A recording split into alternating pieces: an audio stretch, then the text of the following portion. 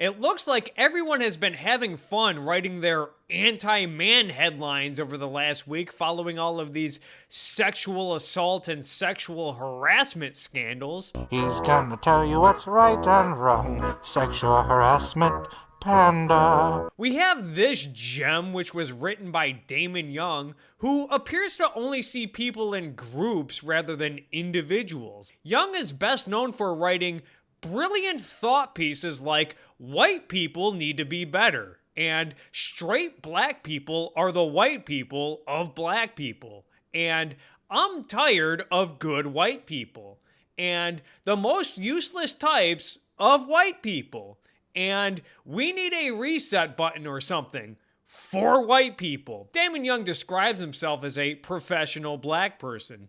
What a weirdo. This guy's as obsessed with skin color as Richard Spencer and David Duke. Anyway, Young is pushing this concept of collective guilt.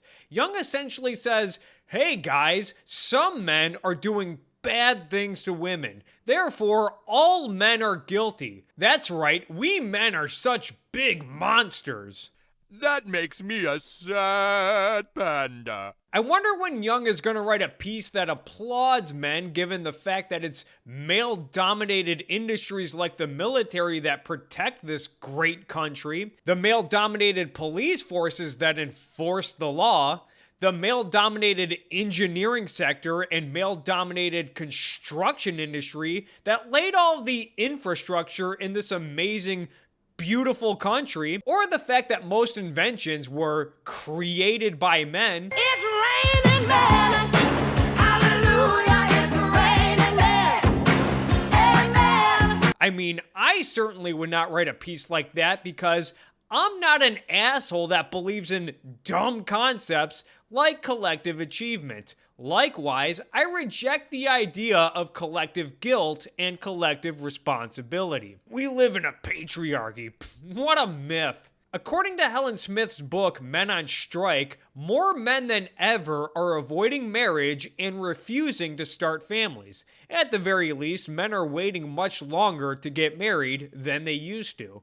But given Damon Young's narrative, you'd think that men were eager to marry women, just so that they can lock them in a kitchen until they're done scrubbing the floors and fixing sandwiches. And look, I'm not saying that things are perfect, but this idea that life is so horrible is just absurd. Isn't breast cancer the most funded disease in America?